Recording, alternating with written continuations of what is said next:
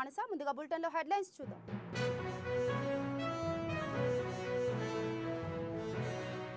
సంక్రాంతి పండుగ తర్వాత రైతుల ఖాతాల్లో రైతు భరోసా నిధులు. 2023 వానాకాలం రైతు బంధును కేసీఆర్ ఎగ్గొట్టారన్న సీఎం రేవంత్ రెడ్డి.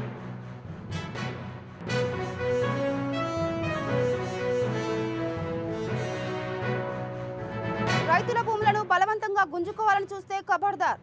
ప్రజలను వేధిస్తే చూస్తూ ఊరుకోబోమన్న ఎంపీ ఈటెల రాజేందర్.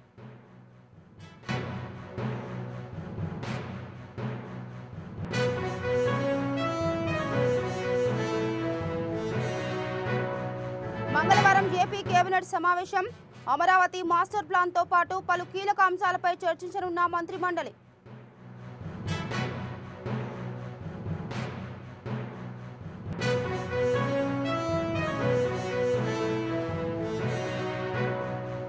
నిడమనూరు ఆదర్శ పాఠశాలని సందర్శించిన ఎమ్మెల్యే కుందూరు జయవీర్ రెడ్డి. విద్యార్థుల పట్ల టీచర్ అసభ్య ప్రవర్తనపై ఆరా, చర్యలు తీసుకోవాలని కలెక్టర్కు సూచన.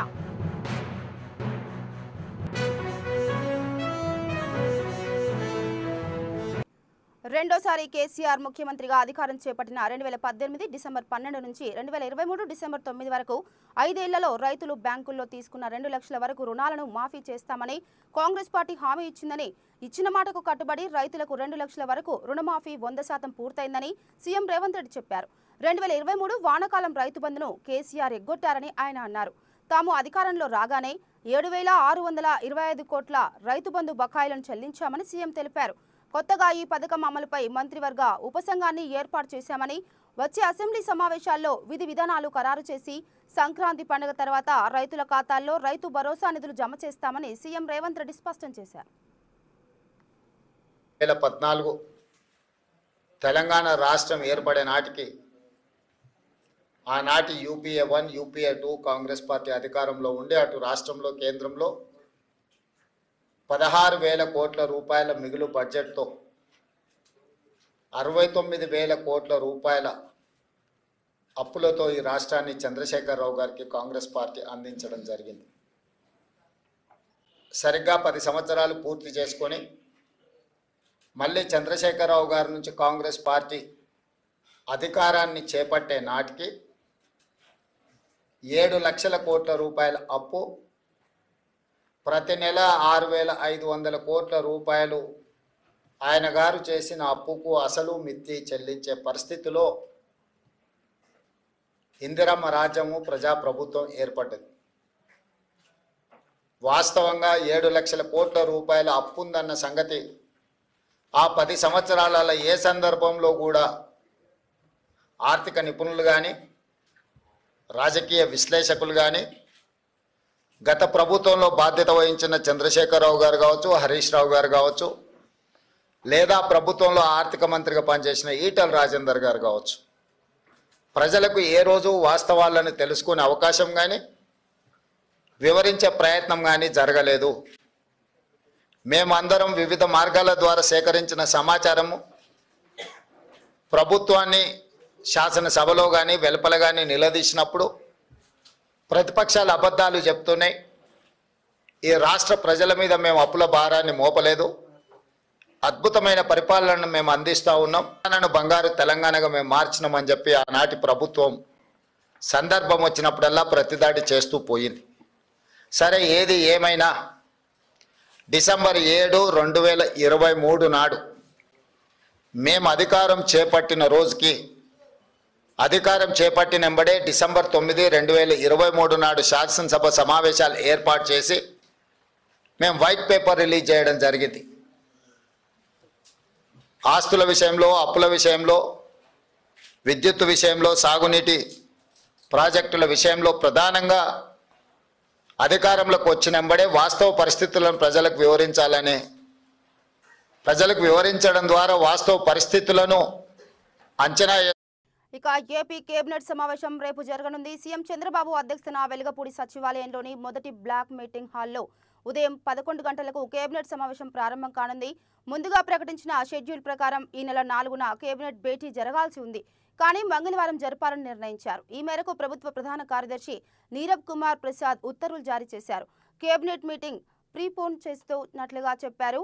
అధికారులు తమ శాఖలకు సంబంధించిన ప్రతిపాదనలు వెంటనే సిద్ధం చేసి జీఏడీకి పంపించాలని ఆదేశించారు. ఈ కేబినెట్ సమావేశంలో రాష్ట్రంలో తాజా పరిస్థితుల్లో ఇసుక పాలసీ అమలులో లోటుపాట్లు, సూపర్ 6 పథకాలు, కొత్త రేషన్ కార్డుల మంజూరు, రాష్ట్రంలో రేషన్ బియ్యం దందా కట్టడికి తీసుకోవాల్సిన చర్యలు, అమరావతి మాస్టర్ ప్లాన్ తదితర కీలక అంశాలపై చర్చించనున్నారు.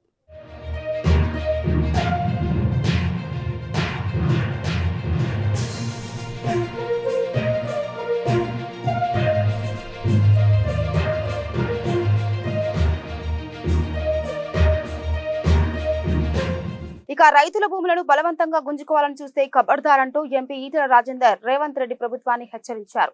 ప్రజలను వేధిస్తే చూస్తూ ఊరుకోవడానికి భారతీయ జనతా పార్టీ సిద్ధంగా లేదని, ప్రజల పోరాటానికి అండగా ఉంటామని ఈటెల రాజేందర్ తెలిపారు. రంగారెడ్డి జిల్లా అర్బన్ బీజేపీ అధ్యక్షుడు సామ రంగారెడ్డి ఆధ్వర్యంలో కాంగ్రెస్ గ్యారెంటీలు, 6 అబద్దాలు, 66 మోసాల హామీలపై దిల్సుఖ్ నగర్ లో సమావేశాన్ని నిర్వహించారు. భూములకు సంబంధించి గవర్నమెంట్ ధరకు, ప్రైవేట్ ధరకు మధ్య వ్యత్యాసం చాలా తేడా ఉన్నాయని అన్నారు. పేదల వద్ద భూములు గుంజుకొని కాంగ్రెస్ ప్రభుత్వం రియల్ ఎస్టేట్ బ్రోకర్లుగా వ్యవహరిస్తుందని మండిపడ్డారు.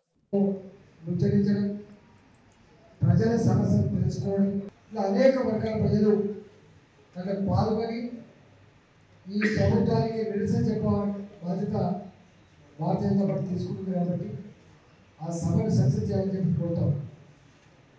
అంతేకాకుండా ఇవాళ కిషన్ రెడ్డి గారి కత్తిహామలో 3 గంటలకు ప్రభుత్వాలు ఏ గ్యారెంటీలు ఇచ్చింది, ఏ హామీలు ఇచ్చింది, అవి ఎట్లా విఫలం చెందిందో ఇవాళ 20 లక్షలకు 30 లక్షలకు గుంజుకొని ఇవాళ రైతుల కళ్ళలో మట్టి కొట్టే ప్రయత్నం చేస్తున్నారు. వాళ్ళు మా భూములు గుంజుకోకండి అని చెప్పి వాళ్ళు ఆందోళన చేస్తూ ఉంటే వందల మంది పోలీసులతో రెవెన్యూ ఉద్యోగులు మిడతల దండ మీద ఓ తోడలు లెక్క పడి వాళ్ళు ఇబ్బంది పడే ప్రయత్నం చేస్తున్నారు. బీ కేర్ఫుల్ రేవంత్ రెడ్డి గారు. మీరు కనుక ఇవాళ ఆల్రెడీ శ్రీశైలం రోడ్డు కావచ్చు, నాగర్సార్ రోడ్డు కావచ్చు, దాన్ని విస్తరించుకునే ప్రయత్నం చేసుకోండి తప్ప మళ్ళా కొత్త రోడ్డు పేరిట 1900 కుటుంబాల భూముల్ని గుంజుకొని వాళ్ళ కళ్ళల్లో మట్టి కొట్టే ప్రయత్నం చేస్తే భారతీయ జనతా పార్టీగా చూస్తూ ఊరుకోవడానికి సిద్ధంగా లేం. ఆ రైతుల పక్షం తప్పకుండా ఉంటామని చెప్పి తెలియజేస్తా ఉన్నా. అదేవిధంగా మళ్ళీ ఒక 16,000 ఎకరాల కోసం ఏదైతే ప్లాన్ చేస్తుందో వాళ్ళకు సరైన ధర కనుక ఇవ్వకపోతే వాళ్ళ భూములు గుంజుకోవద్దని చెప్పి హెచ్చరిస్తా ఉన్నా. ఒకవేళ తీసుకునే పరిస్థితి వస్తే వాళ్ళకు రూపాయి తక్కువ కాకుండా అక్కడ ప్రాక్టికల్ రేట్ కోసం ఇవ్వాలని చెప్పి కోరుతున్నాం. ఇదేం ప్రజల కోసం తీసుకున్న భూమి కాదు, ఇదేమన్నా స్కూళ్ళ కోసమో కాలేజీల కోసం తీసుకున్న రోడ్డు కాదు, రియల్ ఎస్టేట్ కోసం తీసుకున్న భూములు కాబట్టి వాళ్ళ భూములు గుంజుకునే అధికారం లేదని చెప్పి తెలియజేస్తా ఉన్నా. ఇవాళ రియల్ ఎస్టేట్ బ్రోకర్ లాగా కట్టే ఇండ్ల కోసం 330 ఫీట్లతో రోడ్డు కూడా అది రియల్ ఎస్టేట్ కోసం చేస్తున్నారు. కాబట్టి ఇది సమాజహితం కోసం కాదు. కాబట్టి రైతాంగాన్ని ఇబ్బంది పెట్టదని చెప్పి తెలియజేస్తా ఉన్నా. రైతులకు కూడా పూర్తిగా అండగా ఉంటామని ఆ 9 గ్రామాల ప్రజానిక. నల్గొండ జిల్లా నాగార్జునసాగర్ నియోజకవర్గం నెడమనూరు మండలంలోని ఆదర్శ పాఠశాలలో సోషల్ టీచర్ విద్యార్థుల పట్ల అసభ్యంగా ప్రవర్తిస్తున్నాడన్న నేపథ్యంలో ఆదర్శ పాఠశాలను నాగార్జునసాగర్ ఎమ్మెల్యే కుందూరు జైవీర్ రెడ్డి సందర్శించారు. సంబంధిత ఆదర్శ పాఠశాల ప్రిన్సిపల్, అధ్యాపకులను ఘటనపై ఆరా తీశారు. ఈ ఘటనపై విచారణ చేసి చర్యలు తీసుకోవాలని నల్గొండ జిల్లా కలెక్టర్ను కోరారు. అదేవిధంగా డీఎస్పీని కూడా పూర్తి స్థాయిలో విచారణ చేపట్టి బాధ్యులపై కఠిన చర్యలు తీసుకోవాలని ఆదేశించారు.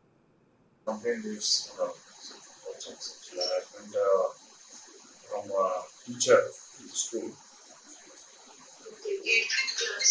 Yes. ఇవాళ అది కొంచెం క్లియర్ అప్ అయింది. ప్రస్తుతం స్టూడెంట్స్ అయితే ఎవరు లేరు, కానీ టీచర్స్ వీళ్ళందరితో కూర్చున్నాం. సిఐ గారు, డిఎస్పీ గారు వాళ్ళందరూ కూడా ఉన్నారు.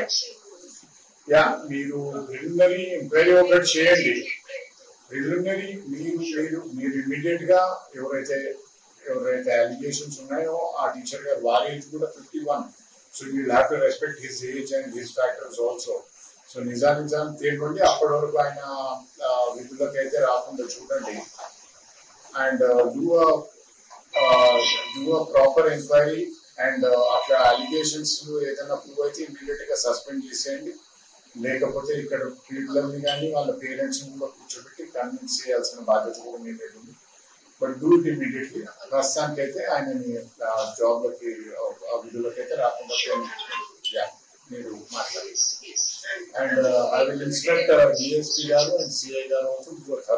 అమరావతి ఫౌండేషన్ తరఫున ప్రతిభ కలిగిన పేద విద్యార్థులకు ఆర్థికంగా సహకారాన్ని అందించడం చూస్తే సంతోషంగా ఉందని గుంటూరు పశ్చిమ ఎమ్మెల్యే గల్లా మాధవి పెదకూరపాడు ఎమ్మెల్యే భాష్యం ప్రవీణ్ అన్నారు. కొండవీటి పాపయ్య చిన్నమ్మ జ్ఞాపకార్థం ప్రతిభ గల పేద విద్యార్థులకు స్కాలర్షిప్స్ పంపిణీ చేశారు. బడుగు బలహీన వర్గాలు చదువుకోవడం కోసం ఆర్థికంగా సహాయం చేయడానికి ముందుకు వచ్చిన అమరావతి ఫౌండేషన్ పెద్దలు సామాజిక మార్పు కోసం పనిచేస్తున్నారన్నది వాస్తవమని తెలిపారు.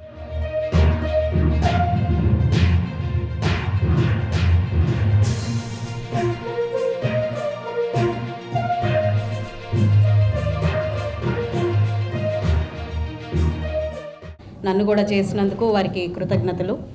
అమరావతి ఫౌండేషన్స్ తరపున ఈరోజు పేద విద్యార్థులకి ఈ యొక్క విద్యా దానాన్ని చేస్తున్నందుకు నిజంగా ఇలాంటి మహనీయులందరూ ఉండాలి. ఆయనకు సహకరిస్తున్న పెద్దలందరికీ కూడా పేరు పేరున కృతజ్ఞతలు. అయితే ఇందాక పెద్దలు రాజన్ గారు అన్నారు తెలివైన వారు ఎవరు అని. నాకు తెలిసిన ఒక ఆలోచన వచ్చిందండి. ఒక మనిషికి ఇంకొక మనిషి నిలబడితే ఈ నిలబడిన వాడే తెలివైన వాడు. అలాగా ఇక్కడ ఇందరి విద్యార్థుల కోసం నిలబడిన పెద్దలందరూ కూడా తెలివైన వాళ్ళే. సో సమాజం మొత్తం కూడా తెలివైన వాళ్ళతో నిండిపోవాలి అని చెప్పి నేను కోరుకుంటూ ఉన్నాను. అండ్ అదేవిధంగా ప్రజల కోసం ఇలా ప్రజాప్రతినిధులుగా లేదంటే ఆఫీసర్లుగా పెద్దలుగా ఈరోజు సమాజంలో ఉన్న వాళ్ళందరూ కూడా వారి శ్రేయస్సు కోసం పాటుపడాలి, నిరంతరం వారి కోసమే ఉండాలి. బడుగు బలహీన వర్గాలందరినీ కూడా పైకి తీసుకురావాలి. ఒక కుటుంబం బాగుంటే ఆ యొక్క సమాజం ఎలా అయితే బాగుంటుందో, దానివల్ల ఒక రాష్ట్రం, దేశం, ప్రపంచం ఎలా అయితే బాగుంటుందో అదేవిధంగా మనం బాగున్నాం కాబట్టి మనం ఇంకొకరికి చేయూతనివ్వాలి. పెద్దలు అన్నారు ఇందాక. సో నిజమైన తెలివైన వాడు వాడే అని చెప్పి నా యొక్క అభిప్రాయం అండి.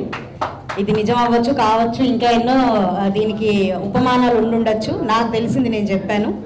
అయితే పెద్దలందరికీ మరొక్కసారి ఇందులో పాలు పంచుకునే ఒక అవకాశాన్ని నాకు కల్పించినందుకు ధన్యవాదాలు. అదేవిధంగా పిల్లలందరికీ ఒకే ఒక సూచన చేయదలుచుకున్నాను.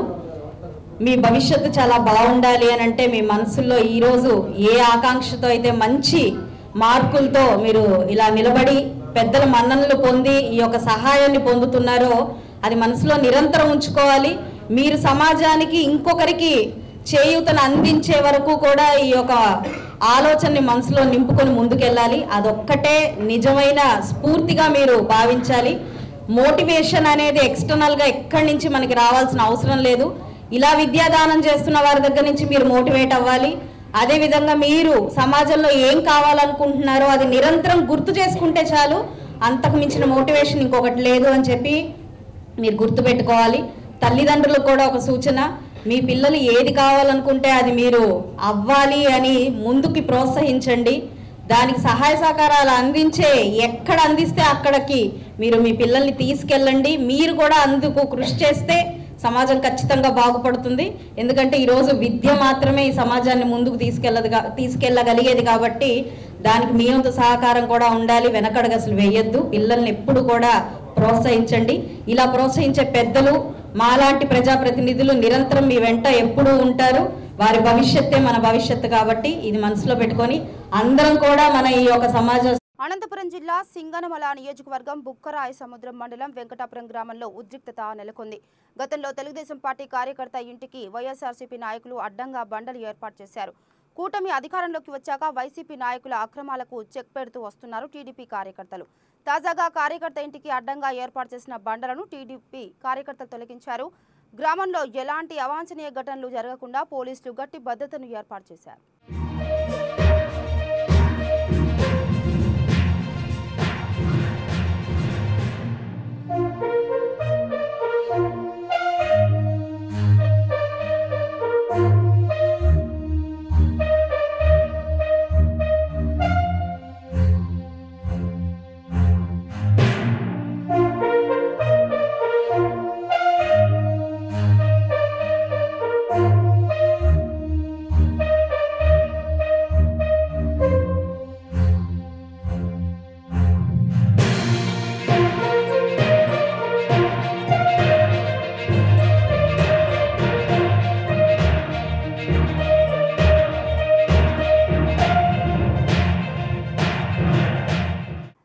నియంత్రణకు ప్రతి ఒక్కరూ కృషి చేయాలని ఒంగోలు పార్లమెంట్ సభ్యుడు మాగుంట శ్రీనివాసులు రెడ్డి అన్నారు.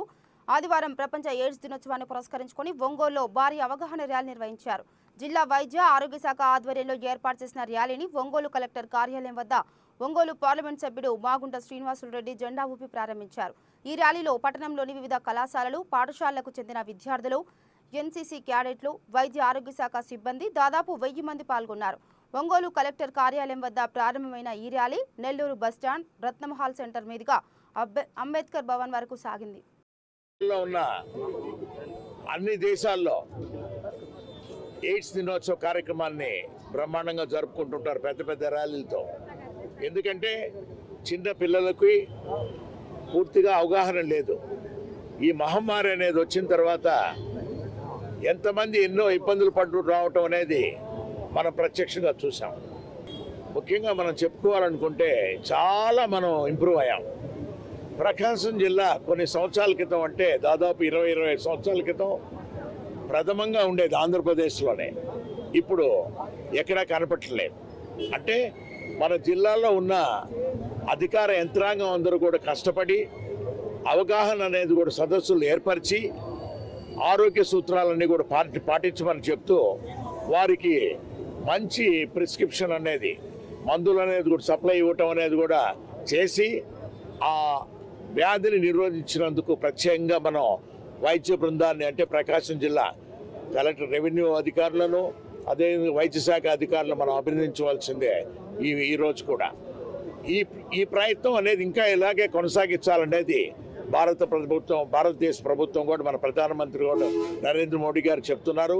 అదేవిధంగా మన గౌరవ ముఖ్యమంత్రి గారు వర్యులు నారా చంద్రబాబు నాయుడు గారు కూడా ఈ ఎయిడ్స్ మహమ్మారిని మన ఆంధ్రప్రదేశ్ నుంచే పారదోలాలనేది ఒక కంకణం కట్టుకోవాలి. ఈరోజు ఒక ప్రతిజ్ఞ కూడా చేయాలనేది అందరికీ సూచనలు ఇచ్చారు. కాబట్టి ఇది మంచి కార్యక్రమాన్ని ఈరోజు మన డిఆర్ఓ గారు, రిమ్స్ సూపరింటెండెంట్ గారు, డిఎంహెచ్ఓ గారు, అందరూ డాక్టర్ల బృందం అందరూ కూడా మరొకసారి వారందరికీ కూడా అభినందనలు తెలుసుకుంటూ బాగుంటు కుటుంబం తరఫున ప్రత్యేకంగా. ఇటీవల జేసీ ప్రభాకర్ రెడ్డి చేసిన వ్యక్తిగత వ్యాఖ్యలు, అవినీతి ఆరోపణలపై వైసీపీ అనంతపురం జిల్లా అధ్యక్షులు అనంత వెంకట్రామరెడ్డి సమాధానమిచ్చారు. 4 సార్లు ఎంపీగా, 1 సారి ఎమ్మెల్యేగా ప్రజలు అవకాశం ఇస్తే తనకు చేతనైనంతలో అభివృద్ధి చేశామని, కూటమి ప్రభుత్వం అధికారంలోకి వచ్చాక ఎక్కడ చూసినా అవినీతి జరుగుతుందని, సూపర్ 6 హామీలు అమలు చేయలేదని అన్నారు. రాజకీయాల్లో ఉన్నోళ్ళు ప్రజాప్రతినిధిగా ఉన్నా లేకపోయినా ఒకే రకంగా ప్రజాప్రతినిధి ఇప్పుడు విరవీగేది లేదు, లేనప్పుడు కుంగిపోయేది కూడా లేదు. ప్రజల సమస్యలే మా సమస్యలుగా అధికారంలో ఉన్నప్పుడు కూడా ముఖ్యమంత్రి కావచ్చు, రాజశేఖర్ గారు ముఖ్యమంత్రి ఉన్నా, విజయభాస్కర్ రెడ్డి గారు ముఖ్యమంత్రి ఉన్నా, ఎవరున్నా, పార్లమెంటులో మా పార్టీ అధికారంలో ఉన్నా కూడా 2004లో ఉన్నప్పుడు కూడా రైల్వేకి మన జిల్లాలో కానీ గుంటకల దాంట్లో కూడా నిలదీసిన వాళ్ళని అధికార పార్టీలో ఉండేవాళ్ళు, అంతేగాని మేమేం కాదు. అలాగే ఈరోజు కూడా అంతే. 4 మార్లు పార్లమెంట్ సభ్యులుగా ఉన్నాను, 1 మారు మొట్టమొదటిసారిగా కూడా అసెంబ్లీగా ఉన్నాను. నా చేతనైనంత డెవలప్ చేశాను అని చెప్పేసి మేము ఎప్పుడు కానీ విరవీగలేదు. ఎవరైనా కానీ అప్పుడు ప్రతిపక్ష పార్టీలు కానీ, లేకపోతే ప్రతిపక్షంలో ఉండేవాళ్ళు కానీ, ఏ పార్టీ అయినా, కమ్యూనిస్ట్ పార్టీలు కావచ్చు, తెలుగుదేశం కావచ్చు, భారతీయ జనతా పార్టీ కావచ్చు, పెద్దలు కావచ్చు, మేధావులు కావచ్చు, ఉద్యోగ సంఘాలు కావచ్చు, పత్రికా విలేకరులు కావచ్చు, సూచనలు బహిరంగ చేసినా, ఇంకోటి చేసినా, విమర్శించినా కూడా సద్విమర్శలుగా, ఆ విమర్శల్లో ఎంతమాత్రం యథార్థాలు ఉన్నాయి, రాజకీయంగా చేశారా లేకపోతే నిజంగా చేశారా, నిజం చేసేటి ఎక్కడ సర్దుబాటు చేయాలా అని చెప్పేసి ఎక్కడ కానీ నోరు తెచ్చుకోకుండా ఎంతమంది కూడా చాలామంది అప్పుడు ఆన్సర్ చెప్పమని చేయకోకుండా సరిదిద్ది డెవలప్ చేసిన వాళ్ళని, ఈ జిల్లా బాగు చేసిన వాళ్ళని, అట్లా నీటి ప్రాజెక్టులు కావచ్చు, ఎవరు కావచ్చు, ఎప్పుడైనా. కానీ అదే విషయాన్ని మేము చెప్పాను అందరికీ. ఒక పేరు చెప్పలేదు, రాష్ట్రంలో ఉండే పరిస్థితులు చెప్పుకొని మీవన్నీ కూడా సూపర్ 6 హామీలు అనేది కూడా అమలుపరచుకోకుండా ఇక్కడ అవినీతి ఇవన్నీ కూడా ఎక్కువైతా ఉంది. ఈ పరిస్థితుల్లో మీ శాసనసభ్యులు కానీ, మీ పార్లమెంట్ సభ్యులు కూడా చాలామంది, ఎక్కువ మంది ఇసుక, మట్టి, మద్యము, బూడిద ఈ కొట్టాటలో ఆదాయాల కోసమే ఉన్నారు అని చెప్పిన మాత్రం వాస్తవం. నేను కట్టుబడి ఉన్నా. ఒకరిని ఉద్దేశించి, వ్యక్తిని కానీ ఉద్దేశించి కాదు, అందరినీ చెప్పినా. నేనే కాదు చెప్పింది, పత్రికలన్నీ ఘోషించినాయి. ఈనాడు చెప్పింది, జనతులు మద్యం వ్యాపారాలు ఎట్లా ఇంటర్ఫేర్ అవుతుందని చెప్పి ఎలా చేసింది, జ్యోతి చెప్పింది, అన్ని పత్రికలు చెప్పినాయి, ఎలక్ట్రానిక్ మీడియా చెప్పినారు. అంతెందుకు ముఖ్యమంత్రి గారే చెప్తున్నారు మీటింగ్లో, పార్టీ మీటింగ్లో చెప్తాను ఇవన్నీ జరుగుతా అంటే సహించేది లేదు అని చెప్పినాడు. అందుకోసమే ఆయనకి మళ్ళీ ఏమన్నా అతను చెప్పినాక ఏమన్నా జరుగుతుందేమో అని ముఖ్యమంత్రి అనుకుంటాడేమో అని. ఇక బులెటిన్ ముగించే ముందు హెడ్లైన్స్ మరోసారి.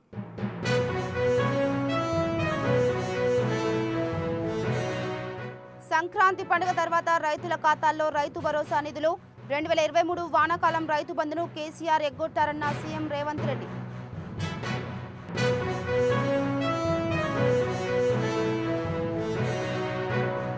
రైతుల భూములను బలవంతంగా గుంజుకోవాలని చూస్తే ఖబర్దార్, ప్రజలను వేధిస్తే చూస్తూ ఊరుకోబోమన్న ఎంపీ ఈటెల రాజేందర్.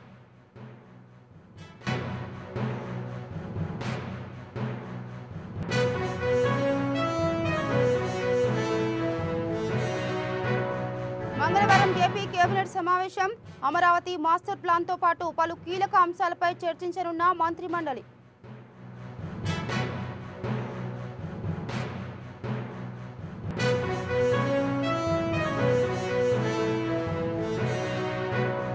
నిడమనూరు ఆదర్శ పాఠశాలని సందర్శించిన ఎమ్మెల్యే కుందూరు జైవీర్ రెడ్డి. విద్యార్థినుల పట్ల టీచర్ అసభ్య ప్రవర్తనపై ఆరా, చర్యలు తీసుకోవాలని కలెక్టర్కు సూచన.